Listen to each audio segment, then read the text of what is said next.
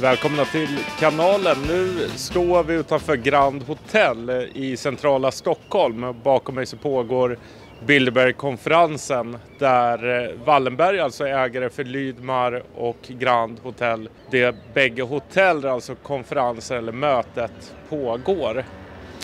Och idag har det varit en demonstration emot detta. Jag bland annat tagit lite intervjuer ifrån mötesdeltagare ifrån själva demonstrationen. Har du lite tankar kring mötet och att det äger rum här i Sverige? Ja, jag menar, de har ju möten varje år, så att det är klart att det ska ju alltid vara någonstans. Om det är en speciell agenda bakom att det är Sverige i år, det har jag ju kanske inte riktigt en uppfattning om. Alla agender pågår ju globalt, så att jag vet inte om det har något speciellt innebörd just att det är Sverige. Men vi vet ju alla att vi är ganska högt upp i organisationen på Bilderberg i Sverige. Vi har ju många medlemmar som är stående medlemmar, som Wallenberg till exempel, och även Carl Bildt är ju mer regelbundet och sådär. Så att vi har säkert mycket att säga till om, kan jag tänka mig. Så om Wallenberg säger att vi vill ha det i Sverige, så blir det nog i Sverige. Och sen vad orsaken är, det kan man spekulera om. Ja, du är här på grund av Bilderberg-mötet, förstår jag. Jajamän. Man får ju göra det man kan och visa sitt stöd för demonstrationen här. Ju fler som dyker upp, desto bättre. Att makten inte kan göra hur som helst utan att det inte får någon motverkan eller protester mot det. Liksom. Jag tror att det är någon där som har mer att säga till om än någon annan som deltar under mötet. Ja, det tror jag. Alltså Wallenberg är ju en av de stora som har mycket att säga till om. Grand Hôtel och även Lydmar Hotell där det äger rum ägs ut av familjen Wallenberg. Ser du deras inflytande, eller skulle man kunna beskriva deras inflytande som oligarkiskt, och i så fall på vilket sätt? Ja, det är klart att det är. Det kan de kanske kan ranka som en av toppoligarkerna i världen faktiskt. De är inte så publika som många andra, men jag skulle nog vilja säga att deras inflytande och makt är nog extremt hög. Mycket högre än vad faktiskt vi har föreställa oss, eller kan föreställa oss här i Sverige. Det är många som inte känner till Bilderberg-mötet, så att... Hur tror du det kommer sig? Jag tror att många bara tittar på mainstream-media fortfarande. Men folk börjar ta till sig det här mer och mer. Sen är det många som är väldigt skygga och som vänder ryggen till, för de tycker det blir för jobbig information, helt enkelt. Man ska ju säga, vem är mäktigast i Sverige? Eller hur? Vi måste ändra det här. Det är ju Wallenberg. Jag menar, de har ju själva sagt att de har direktkontrakt till både till regering och opposition. Och det är klart att sitter man på den stolen är man ju rätt mäktig, det måste man ju säga. Sen kan det ju finnas namn som vi alla har hört talas om, så är det ju liksom. Men vad vi känner till så är det nog Wallenberg, skulle jag vilja säga. Det många frågar sig är hur det här mötet inte har kunnat få mer uppmärksamhet i medierna. Och kanske inte bara det här året utan även tidigare år. Och anledningen är att det är makthavare i både näringsliv och i den politiska sfären som möts sedan 50-talet under hemlighetsmakeri. Någonting som alltså kallas för Chatham House Rules, som innebär att man inte får tala om vad som har hänt under själva mötet. Vi i Sverige har bland annat vår statsminister med på det här mötet, men också oligarker och näringslivsledare såsom Jacob Wallenberg och Marcus Wallenberg. Och frågan är om det är ett demokratiskt inslag att ha miljardärer och oligarker som träffar de politiker som ska vara de folkliga företrädarna. Frågan är helt enkelt vilka företräder dessa politiker när de är där. Med tanke på att det ska representera folket så blir det väldigt konstigt och väldigt uppenbart konstigt när det träffar oligarker under hemliga mötesformer. Somliga ifrågasätter benämningen utav familjen Wallenberg som ett familjebaserat nätverk eller som en klan eller som oligarker. Det man kan fråga sig då, det är att i fråga om kriget i Ukraina exempelvis, om Ukraina plötsligt hade fått kontroll över delar av det ryska banksystemet, över energiförsörjningen och telekominfrastrukturen i Ryssland samt deras försvarsindustri. Hade då inte det inneburit att det hade varit färdigt helt enkelt. Det är alltså den och ytterligare kontroll som Wallenbergarna har över Sverige. Det största svenska statliga bolaget är ju Vattenfall. Och vd och koncernchef Anna Borg tillträdde också hon i Wallenbergsfären. Liksom våran svenska NATO-förhandlare Oskar Stenström gjorde.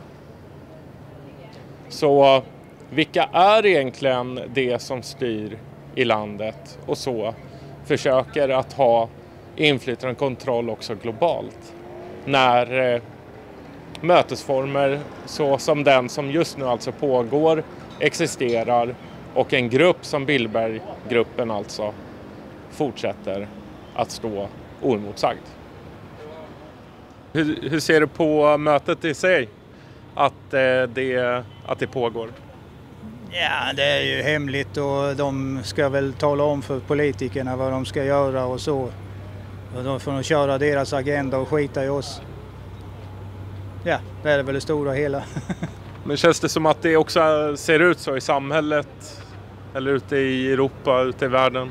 Ja, jag tycker det ser verkligen ut så här i Sverige. Vi har ju ingenting att säga till om längre utan folket är lurade helt och hållet. De säger en sak och gör tvärtom och sen säger de att de ska göra så och så gör de tvärtom. Skiter i oss och vi ska bara betala. Så är det. Nu betalar vi också, det är ju skattepengar som går till deras polisbeskydd, miljardärerna här inne. Hur känns det? Ja, självklart. Ja, vi betalar allt snart. Det är därför inte har några pengar kvar här. Josh Friedman, I'm a journalist from the US, from California. I write for a publication there called Cal Coast News, and I published on YouTube, and I've been covering Bilderberg almost every conference consecutively since 2016. Right. Does one conference stand out more to you than the other? In terms of personal experience, 2018 tour in Italy, that one stands out to me because my rented flat was raided in the middle of the night right before the meeting started. So I got a rude welcoming in tour in Italy. That one stands out for that. But I'd say the 2019 and last year's 2024 stand out because of the sequences of participants rising to high office shortly after those conferences. So 2019, shortly after that conference in Montreux, Switzerland, Ursula von der Leyen became European Commission President. She attended that conference and attended multiple, I think she attended 3 Bilderbergs at that point. Charles Michel, heading the European Council, he had been a Bilderberg, and Christine Lagarde, going from head of the IMF to head of the ECB, was at Bilderberg. She'd been at Bilderberg a bunch of times. Likewise, you had Kyriakos Mitsotakis, who is again in attendance this year. He had previously attended as Greek opposition leader. He got elected as Greek Prime Minister, I believe, shortly after the 2019 event. And you had a somewhat similar sequence play out last year where Mark Rutte, who had been attending many times as Prime Minister of the Netherlands, he became NATO Secretary General shortly after last year's event. Earlier this year, Mark Carney, who had been a Bilderberg Steering Committee member, became the Prime Minister of Canada and then managed to get elected to keep the position. So a couple of those meetings stick out to me because of the alleged king-making role that Bilderberg plays or is alleged to play. And yeah, quite a few participants have risen to high office over the duration that I've been covering the event. Yeah, time and time again, people who attend this meeting end up in extremely high positions of power, sometimes just a few years later. You know, it was Famously happened with, Bill Clinton, when he was a relatively unknown, I think, governor of Arkansas or something, and I think he attended in 91 maybe, and a few years later he's president. I know in Canada you had Stephen Harper, who attended in 2003 in France, and just 2 years later, he was very unknown. He becomes the Prime Minister of Canada within just 2 years. So there's a great example. In terms of Canadian Prime Ministers, John Chrétien, Paul Martin, Pierre Elliott Trudeau, all these guys have attended Bilderberg. And so you see this all the time, people getting into high positions of power. Right now, we have a guy named Mark Carney, who has just become the Prime Minister of Canada, and he's been attending Bilderberg for the last few years now. He's been to a whole bunch of these meetings, and all of a sudden, this man who has never received a single vote from a Canadian ever has just been selected, not elected, selected as the Prime Minister of Canada. So you've got Stephen Harper, you've got, Mark Carney, you've got guys like Bill Clinton. We're talking positions of prime ministers and presidents are being given to these guys a couple of years after they attend Bilderberg. So that's why it's really good to document who's in attendance here, because what kind of positions of power are these guys going to end up in just a few years from now? If this is a meeting where they have the function of kings making, as you say, shouldn't it be covered more by mainstream media, or already as it is? How do you feel the media is weighing up for the role of public servants that they are supposed to have? Well, it's not so clear to what extent Bilderberg meetings and Bilderberg as an organization is a king-making body, but one can understand why there are accusations of such because of what we just described. But yeah, it's not the only reason why I think it would behoove media to cover this more, or at least pay attention to it. It's a major geopolitical event. This year you have the head of NATO in attendance, the former head of NATO, and I should mention Stoltenberg, the former head of NATO, had been attending regularly, and the participants list is full of people who are very influential in the military sphere. Right now, as the event is taking place, there's a hot war between Israel and Iran. There's obviously been a war raging in Ukraine. There's serious conflict taking place in the world, and you have major high-level decision makers in the defense, national security, military realms from across the West, at least across North America and Europe, in the meeting and having serious discussions. So yeah, there's plenty of reason. It's a very geopolitical conference. It's not just where a bunch of influential people happen to be gathered and bumping into each other. There's plenty of reason, as one who covers politics, covers geopolitics, covers world events, to pay attention to what's taking place at Bilderberg. But you also got the bad experience for being free press and independent media. Would you like to talk about Copenhagen back in, well, it's 10 years ago. It's more than 10 years ago now. Yeah, Copenhagen 2014. There was a moment I was inside the hotel, and we saw the members of the steering committee sitting around having a couple drinks. So me and my friend Luke at the time thought, what a great opportunity to ask some questions to the steering members, steering committee members. So we did that. We did exactly that. We approached them, started asking them a couple questions, and immediately after we did that, the security guards physically detained us, like held me down and held me in the hotel until the police actually arrived. And once the police came, usually that's just the end of it, but in Copenhagen they actually took us to jail. But what ended up happening is we managed to get the word out on Twitter at the time that we were just on our way to jail. And what ended up happening is it kind of went viral online, and people, my last name is Dix, so people used the hashtag #FreeDix, and it worked. They posted the phone number to the police station, and the police, while we were in there, started getting phone call after phone call after phone call, phone call, phone call. Let these guys go. Let these guys go. What are you doing? Let these guys go.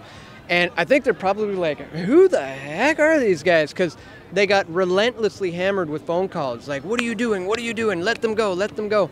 And eventually, after a couple of hours, they came in and said, you guys are free to go. So no charges, no official, no charges or anything like that. We were let go free.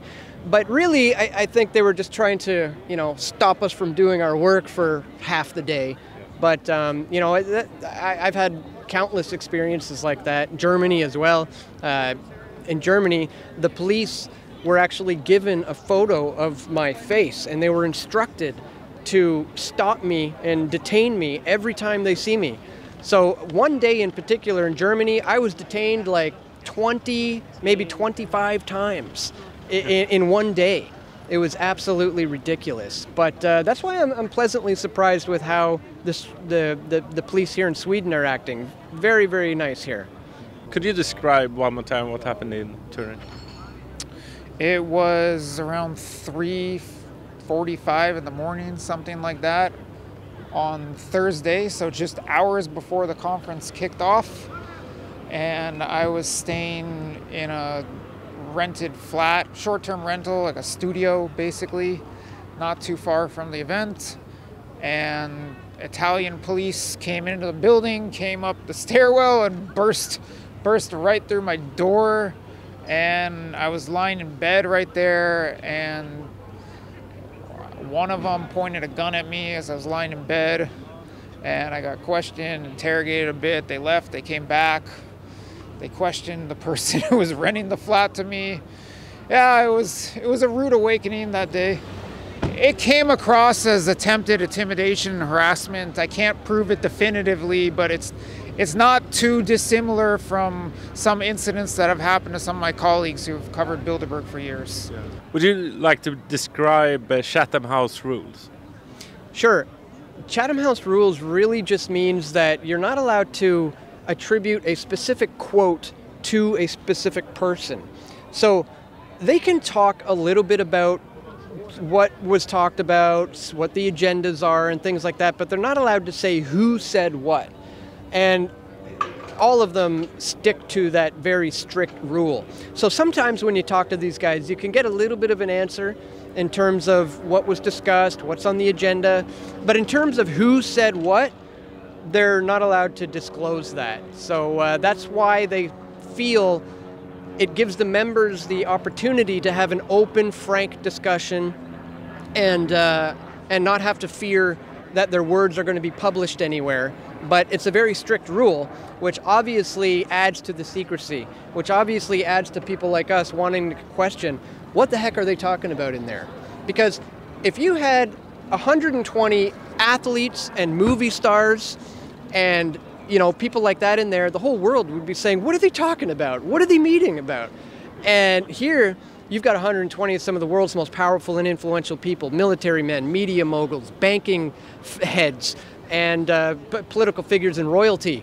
I want to know what the heck these people are talking about, because what they are going to decide on is going to decide the fate of you and me and pretty much everybody in the world. So this is of the utmost importance. I haven't been covering the Wallenbergs. You probably understand the Wallenberg dynasty and its role in Swedish politics much better than I do. But yes, such dynasties exist, and you can see it seeping even into lower level politics and participants. For instance, he's not a participant, but Oscar Stenström had been the state secretary under Magdalena Andersson, and then he was the lead negotiator for Sweden's NATO membership bid. He's been at the event for 3 years consecutively now, and I guess, presuming from what information that has been made public, which isn't much, that it's because he now works for the Wallenbergs. He's, I forget his formal title, but he has a formal position working for the Wallenbergs. We're standing outside of Wallenberg property. There are strong ties between Wallenbergs and Swedish politicians who are here. So yeah, and Bilderberg, it's not the only Bilderberg dynasty, but maybe within a specific country, it might be the most influential one. They're making it as difficult as possible for us. You know, for example, I just got my YouTube channel back. I was had it deleted. Right. And yeah, it looked like somebody might have been coming in. They kind of been coming in and out all day right now. They're getting ready to go on a boat ride for dinner, I believe. So we're actually just kind of on stakeout right now, getting ready to see what happens there. Kommentera gärna och kom ihåg att prenumerera på kanalen. Tack för allt stöd. Tillsammans hjälps de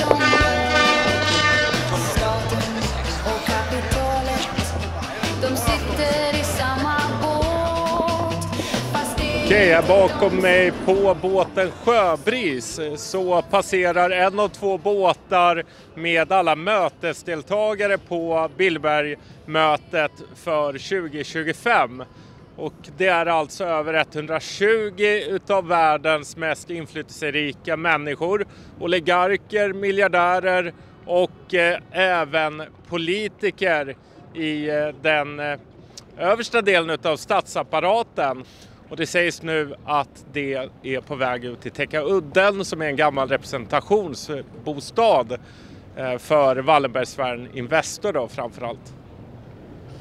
Så om människor inte tidigare har fattat att det existerar oligarker också i västvärlden så kan det komma till centrala Stockholm nu och se hur det möts under hemliga former men också inför öppen ridå. Det sitter alltså på övre däck.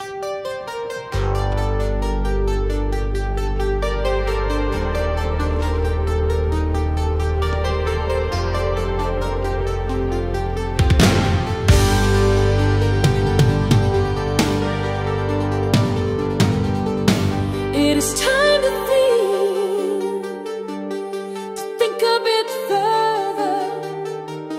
It's time to think about our future.